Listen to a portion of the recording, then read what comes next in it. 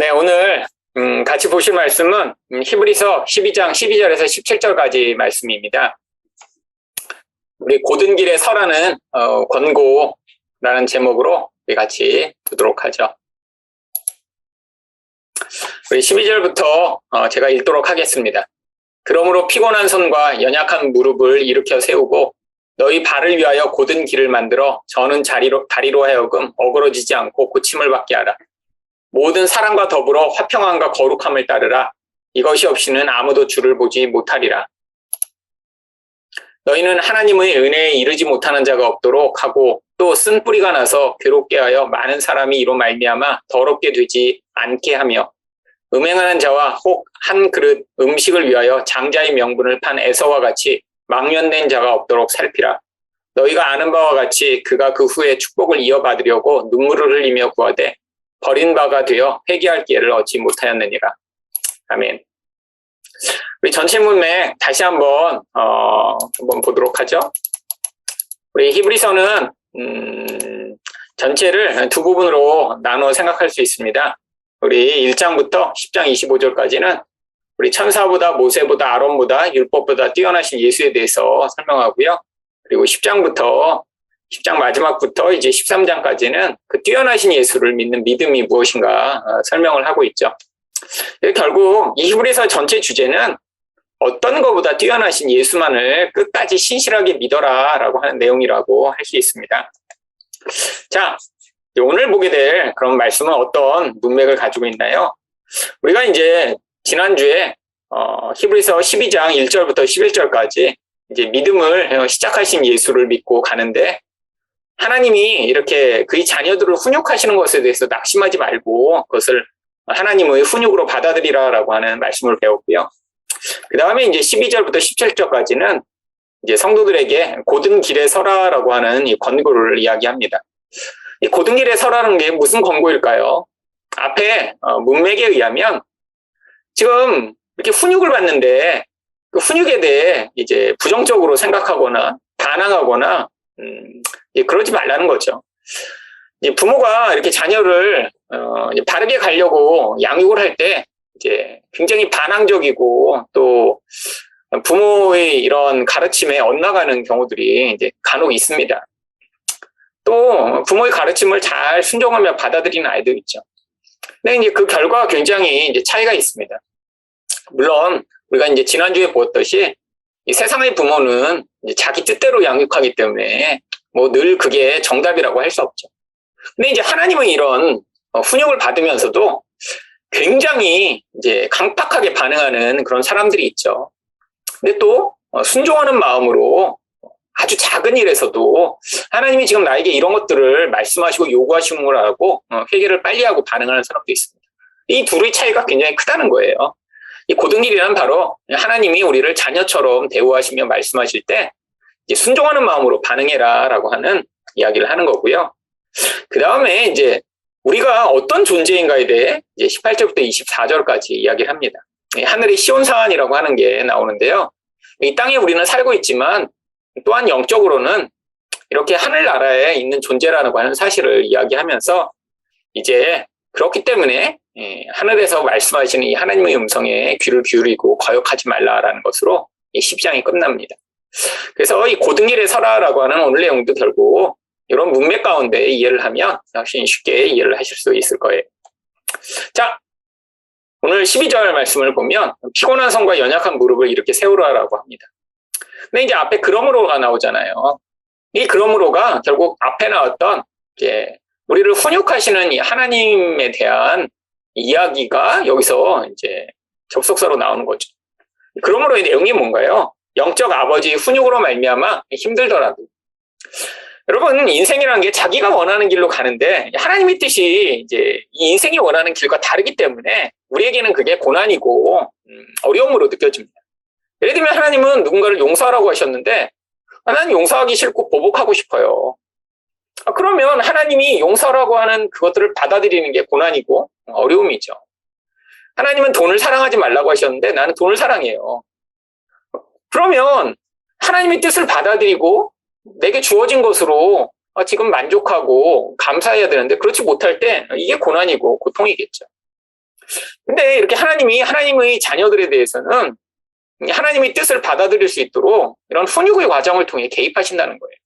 그래서 그런 과정에서 힘들더라도 그때 피곤한 손과 연약한 무릎을 이렇게 세우라고 합니다. 근데 왜 훈육을 받으면서 왜 피곤해지고 또 무릎이 이렇게 연약해지는 것일까요? 앞에 그 내용이 원래 나옵니다. 1절에 보시면 무거운 것과 얽매이기 쉬운 죄를 벗어버리라고 하는데 이것 때문에 지금 피곤해지고 연약해지는 거예요. 여러분, 죄라고 하는 것이 도덕적으로 어떤 악한 행위를 해서 죄가 아니라 근원적으로 하나님의 뜻을 받아들이지 못하는 우리의 욕심에 근거한 인간의 영적 공허를 이야기하는 것이기 때문에 결국 이 죄가 끊임없이 하나님의 뜻과는 반대되는 행위를 하도록 합니다. 하나님의 뜻을 늘 사랑하는 것이고 우상을 버리고 하나님만 의존하는 것인데 우리는 영혼이 공허하니까 하나님 말고 자꾸 다른 걸 의존하니까 사실 그것 때문에 피곤해지고 연약해지는 거죠. 결국 인생에서 이렇게 하나님 뜻에 반대대로 가는 게 그게 쉬운 길이 아니라 자녀에게는 훨씬 더 피곤하고 고통스러운 길입니다. 많은 사람들이 이렇게 이제 간증을 듣고 어떤 사람이 이렇게 하나님께 반항하고 인생에서 이렇게 힘들게 살다가 나이 들어서 뭐 두 손 들고 하나님께 옵니다. 그리고 내가 이렇게 인생에서 하나님께 반항해서 이렇게 고통을 많이 겪었습니다. 이런 간증들을 옛날에 많이 들었어요. 그러면 저렇게 그냥 큰 은혜를 받아서 하나님께 돌아왔구나. 사실 그게 은혜가 아니라 얼마나 인생 내내 반항과 하나님을 향한 거부와 불순종의 삶을 살았는지를 보여주는 증거죠. 그럼에도 불구하고 하나님이 은혜를 주셔서 온 거지만 사실 가장 큰 은혜는 하나님이 이렇게 우리에게 말씀하실 때 빨리 순종하고 빨리 회개하며 무거운 것을 벗어버려 이 땅 가운데 정말 가볍고 쉽고 또 하나님의 은혜와 복이 가득한 인생을 사는 게 훨씬 더 큰 축복입니다. 물론 이런 인생은 아주 큰 간증이 없을 수도 있어요. 그렇잖아요. 내가 이렇게 하나님이 작은 것에도 말씀하실 때 빨리 순종해서 그 가운데 정말 사랑하라고 할 때 사랑했고, 그래서 그렇게 큰 고난이 없이 지나간 것이 어쩌면 엄청 큰 고난을 통해 하나님께 돌아온 것보다 간증의 측면에 있어서 약할 수 있죠. 근데 그게 훨씬 더 큰 은혜이며 축복입니다. 한국의 이 간증 문화가 사실 저는 굉장히 이제 별로 긍정적으로 생각하지 않는데 간증을 하는 분들이 그렇게 큰 간증을 하고 나중에 넘어지고 또 잘못되는 경우 얼마나 많은지 몰라요.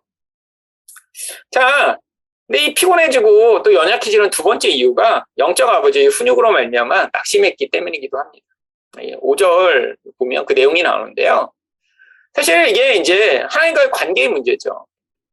사실 하나님에 대해 이미 마음으로 우리 하나님은 나를 사랑하시기 때문에 인생 가운데 이런 훈육을 하고 계시다라고 전제로 받아들이는 있는 사람과 또 복음을 온전히 이해하지 못한 사람은 무엇인가 나쁜 일이 벌어지거나 고난이 생기면 하나님이 나를 미워하시기 때문에 내게만 이렇게 하신다라고 하는 이 쓴뿌리가 올라오거든요. 근데 결국 하나님은 자녀로 대우하시기 때문에 개입하시고 세상의 부모는 온전하지 않습니다. 하지만 우리 하나님은 온전하세요. 근데 이렇게 하나님이 우리 인생에서 이런 어려움의 과정이나 또 하나님으로 말미암아 내가 어떤 말씀으로 말미암아 내게 말씀하시는 음성을 들을 때 그렇게 반응하면 이게 결국 하나님과의 관계를 깨치기 때문에 그게 우리를 더 피곤하고 힘들게 만든다는 거죠. 그러니까 차라리 고난이 있을 때 하나님이 나를 얼마나 사랑하시기에 나를 포기하시지 아니하고 계속해서 이렇게 개입하시며 은혜를 베푸시는가, 사실 이런 반응이 더 가볍고 쉽게 길을 걸어갈 수 있게 만듭니다. 자, 이제 13절에서 보면 그래서 고든 길을 만들려고 그래요. 어쩌면 이게 이제 핵심 길입니다. 너희 발을 위하여 고든 길을 만들어 저는 다리로 하여금 어그러지지 않고 고침을 받게 하라. 고든 길이란 게 결국 뭘까요? 앞의 내용에 의하면 결국 죄를 벗어나고 하나님의 훈육을 기쁨으로 받아들여 순종하는 것이 고든 길이겠죠. 근데 이게 쉽지 않은 것이란 결론이죠. 왜 이런 권고를 할까요? 사실 우리 죄를 벗어나는 것 자체가 사실 쉬운 길이 아닙니다. 죄를 벗어나지 못하면 계속해서 어떻게 돼요? 다리가 어그러져요. 어차피 성도는 하나님이 목적하신 그 여정을 걸어가게 되어 있습니다. 도망갈 수가 없어요. 근데 하나님이 목적하신 여정으로 가야 되는데 질질 끌려간다고 생각해 보세요. 결국 자기가 고통하고 자기가 힘들게 되어 있죠. 결국 죄를 빨리 회개하며 하나님의 훈육을 기쁨으로 받아들여야 그게 고든 길을 만드는 것이며, 그렇게 돼야 저는 다리가 어그러지지 않고 고침을 받으며 또 영적 여정을 힘들게 걸어가지 아니하고 정말 하나님과 동행하며 기쁨으로 걸어갈 수 있습니다. 물론 이게 이제 뭐 생각한다고 되는 게 아니라 인생에서 받은 그 은혜의 크기와 깊이에 따라 달라지는 것 같아요. 그러니까 제가 정말 예전과 지금 이제 달라진 많은 것 중에 하나가, 정말 예전에는 하나님이 내 상황과 뭐 말씀으로 말씀하셔도 죄를 깨닫는데 시간이 굉장히 오래 걸렸어요. 근데 이제 많이 달라진 것 중에 하나가, 이제 그 시간이 점점 짧아지고 빨라진다는 거죠. 그리고 민감하게 반응할 수 있게 되는 거죠. 이 차이가 굉장히 큰 것입니다. 근데 결국 이렇게 민감하게 반응하지 않으면 어떻게 되나요? 내가 힘들어요, 내가. 자기가 고통하고 힘들게 되죠. 그러니까 예전에는 하나님이 내게 말씀하시는 그 말씀을 빨리 깨닫지 못하니까 그게 내가 듣고 회개하는 그 여정까지, 그게 뭐 몇 개월, 몇 년에 걸치기까지 계속 고통하며 거기에서 이제 계속 쓴뿌리가 올라오는데, 물론 그것조차 하나님이 계획하시고 목적하신 여정이었던 것 같습니다. 근데 이제 지금은 빨리 반응하니까 사실 굉장히 이제 삶에서 그 가벼움과 참 은혜가 있죠. 하나님이 결국 우리를 위해 이런 고든 길을 만들려고 하시는 거예요. 자, 근데 이제 14절에 보면 갑자기 왜 모든 사람과 더불어 화평함과 거룩함을 따르라고 이야기를 할까요? 결국 이 화평함과 거룩함이라는 게 우리가 죄에서 벗어났음을 보여주는 증거이기 때문입니다. 항상 말씀드리지만 죄는 영적이에요. 잘 보여지는 게 아닙니다. 내가 얼마나 죄에서 벗어났는지 자기 영혼을 볼 수 있는 사람이 누가 있어요? 뭐 말씀을 통해 내가 죄인이구나 아니구나 깨닫는 것도 죄의 일부분을 하나님이 그때 그 상황에서 말씀하셔서 잠깐 알게 되는 것이죠. 우리 영혼의 상태를 알 수 있는 사람은 없습니다. 근데 영혼이 죄에서 벗어나고 있다면 결과로 나타나는 게 많은 사람들과 화평함, 결국 관계의 문제예요.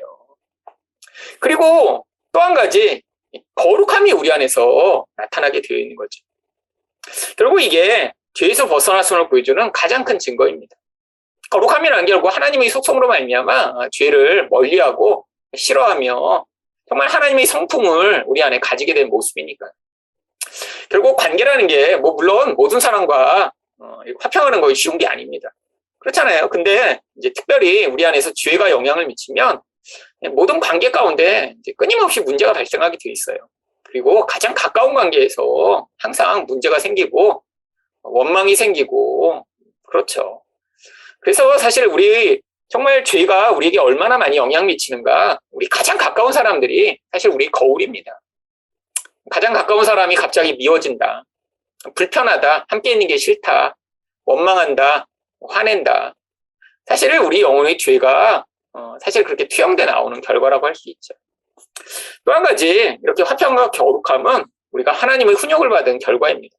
하나님이 우리에게 개입하셔서 우리를 바꾸시는 아주 중요한 목적이 거룩한 존재, 죄에서 벗어난 존재가 돼 모든 사람과 이렇게 사랑의 관계를 맺는 자로 만드시기 위해서예요. 그러니까 훈육을 잘 받았다면 이런 화평함과 거룩함이 그 삶에서 나타나겠죠. 결국 삶에서 자꾸 이런 모습들이 나타나고 있지 않다면 지금 아직 훈육이 잘 일어나지 않은 아주 어린아이 수준에 불과한 것입니다. 결국 이것으로 증거를 삼으라고 14절에 이야기를 해주고 있는 거예요. 근데 결국 이렇게 되면 어떻게 돼요? 하나님을 볼 수 있대요.